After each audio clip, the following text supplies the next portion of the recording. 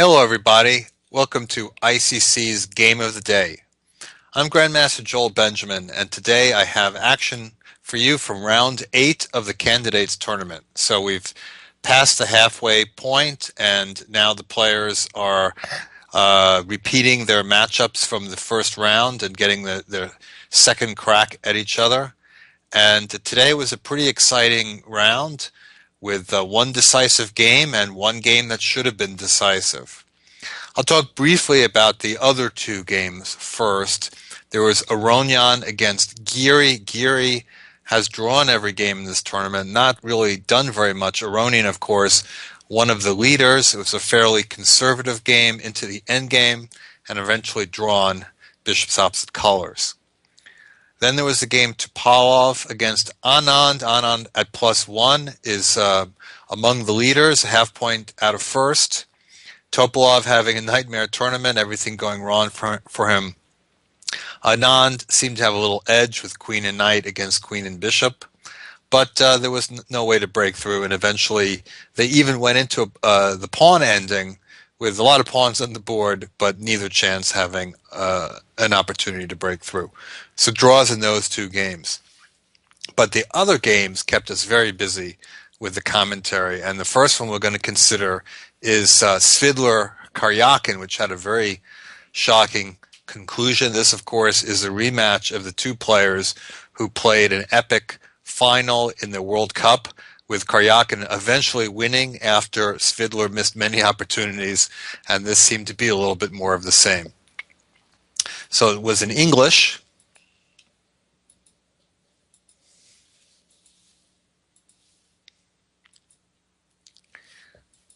They have a fairly popular variation here.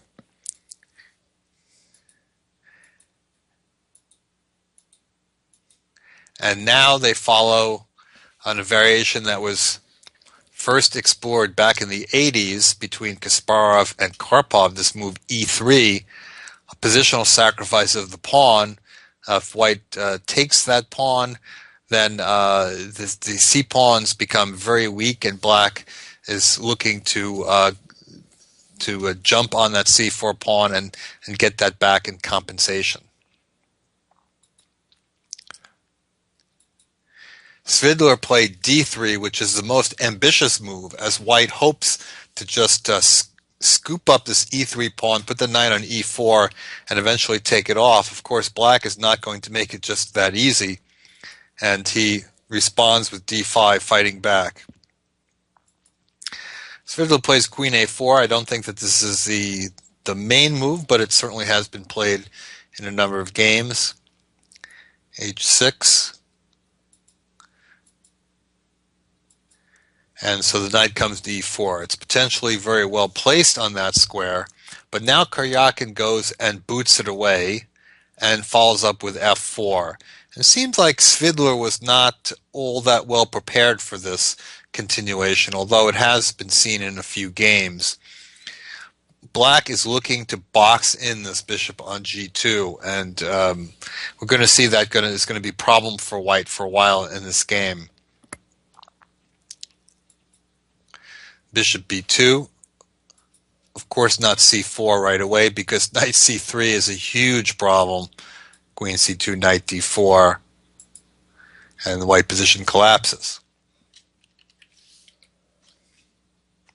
So white prepares c4. And rook b8 has been played a couple of times. I might perhaps expect more king h8 here, but I guess one way of looking at it is that if white is going to play c4, that diagonal will get closed anyway. And now c4, I think this is actually a new move. A couple of games where white has played knight e4 here. And there's actually something to be said for delaying the move c4, because the knight can't stay on d5 forever. And after c4, knight e7, the knight is now rerouting to f5 and maybe into d4.